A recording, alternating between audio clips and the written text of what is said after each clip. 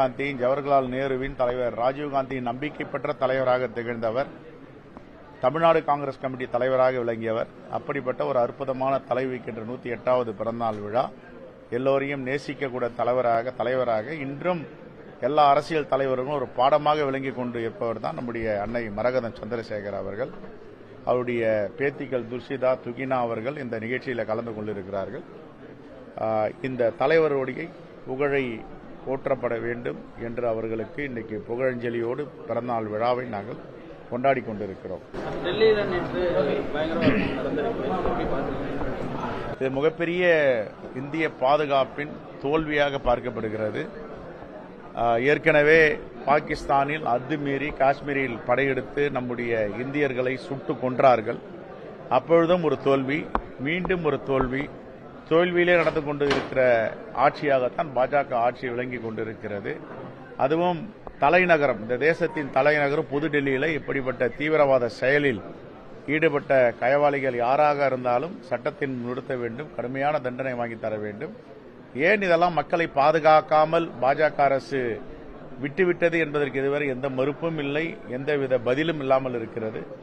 ஆகவே வெளியுறவு கொள்கையில் எப்படி தோல்வி அடைந்தார்களோ அப்படி நாட்டினுடைய பாதுகாப்பு கட்டமைப்பில் ஒரு மிகப்பெரிய தோல்வியை பாஜக அரசு தொடர்ந்து செய்து கொண்டிருக்கிறது. இந்த செயல் என்பது வன்மையாக கண்டிக்கத்தக்கது.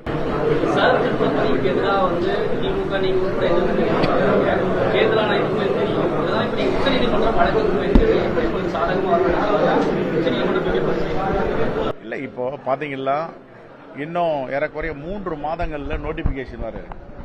தேர்தல் நடைமுறை சட்டம் அமலுக்கு வர இருக்கு. நவம்பர் ஆல்மோஸ்ட் முடிய போது, டிசம்பர், ஜனவரி, சொல்லப்போனா 2 மாசம் தான் இருக்கு.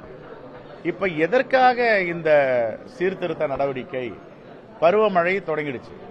இன்னும் ஏறக்குறைய நவம்பர், டிசம்பர்ல பருவமழை பெய்ய இருக்கிறது. அப்போ இந்த பருவமழையையும் தாங்கிக் கொண்டு, இதையும் எதிர்கொண்டு ஆசிரியர் பெருமக்களும், அங்கன்வாடி பணியாளர்களும், அரசு ஊழியர்களும் எப்படி இந்த திட்டத்தை நடைமுறைப்படுத்த முடியும்? 2 மணி வரைக்கும் பள்ளிக்கூடம் இருக்கு, 3 மணிக்கு மேல தான் சாப்பிட்டுட்டு ஃபீல்டுக்கு போறாங்க.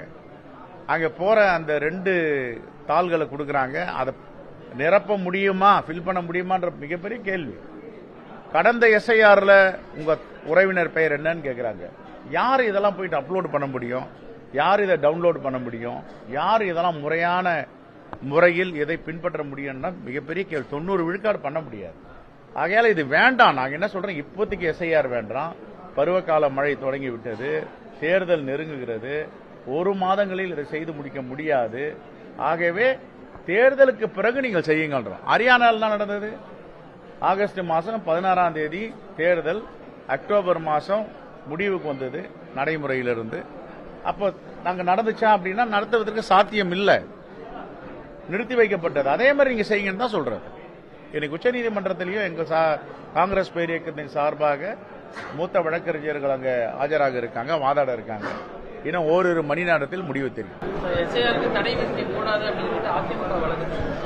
அவங்க எந்த காலத்தில் தமிழ்நாட்டு மக்களுக்கு ஆதரவா பேசியிருக்காங்க, தமிழ்நாடுடைய மக்களுடைய வாக்குரிமை, அவருடைய வாக்கு அதிகாரத்தை பத்தி பேசியிருக்காங்க. எல்லாத்தையும் தாரை வார்த்து பாஜக அரசு கொடுப்பது தான் அவங்களுடைய வாடிக்கை.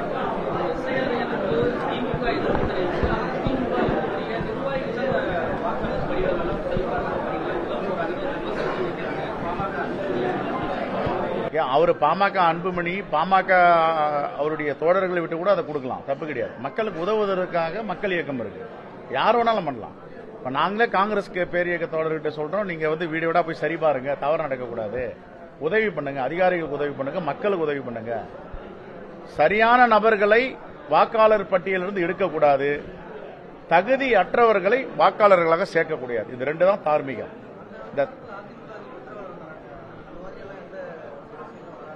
அவர் எடப்பாடி பழனிசாமியை போயிட்டு ஹரியானாவிலையும், மகாராஷ்டிராலையும், டெல்லியிலையும், கர்நாடகா மாநில மகாதேவபுரத்திலையும், ஹாலண்ட்லையும் போய் பார்க்க சொல்லுங்க. இப்ப நான் சொல்ற ஊர்லாம் தெரியுமான்னு கேளுங்க. அவர் போய் அங்க என்ன நடந்துன்னு பார்க்க சொல்லுங்க, இல்ல பத்திரிகை படிக்க சொல்லுங்க, தொலைக்காட்சி பார்க்க சொல்லுங்க, இல்ல கையில மொபைல்ல இருந்து டவுன்லோட் பண்ணி ஹாலண்ட் என்ன நடந்துச்சு முறைகேடு. தலைவர் ராகுல் காந்தி, இந்த தேசத்தின் எதிர்க்கட்சி தலைவர், ஏதோ அடிக்கடி மக்கள் மன்றத்திலும் நாடாளுமன்றத்திலும் பத்திரிகையாளர் மன்றத்தில் சொல்லிட்டே இருக்காரு, அது என்ன கேள்வி, அதுக்கு பதில் சொல்ல சொல்லுங்க.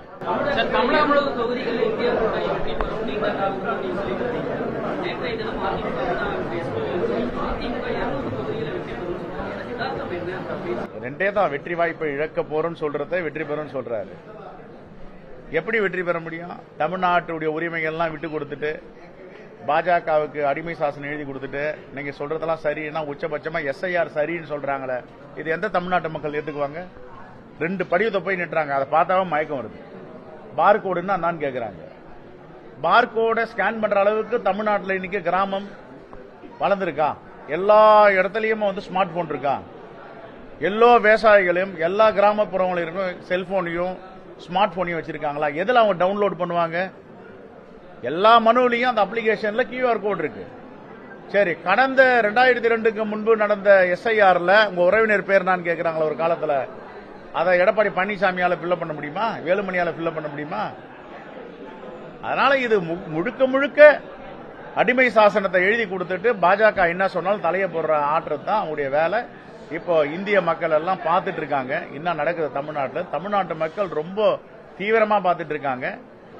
பீகார்ல போயிட்டு பிரதமர் பேசுறாரு, பீகாரிகள் தமிழ்நாட்டு மக்கள் வஞ்சிக்கிறார்கள், தமிழகம் வஞ்சிக்கிறது அப்படின்னா இதுக்கு ஒரு பதில் சொன்னார் அவரு. தமிழ்நாட்டில் பீகாரி மக்கள் செழிப்போடு இருக்காங்க, மகிழ்ச்சியோடு இருக்காங்க, இன்பத்தோடு இருக்காங்க, இங்க துன்பம் இல்லை அப்படின்னு நான் சொல்ல முடியல அவரால்.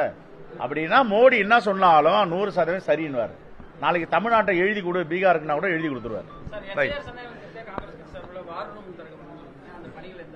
இங்க சென்னையில திறந்தாச்சு, பல மாவட்டங்களில் திறந்திருக்கு. அதுக்கு BR நாயுடுன்றவரை தேசிய பொறுப்பாளராக இங்க போட்டிருக்காங்க. இங்க வார் ரூம்ல நிறைய பொறுப்பாளர்களை பார்த்துட்டு இருக்காங்க. அது ரொம்ப தீவிரமா நடந்துட்டு இருக்கு.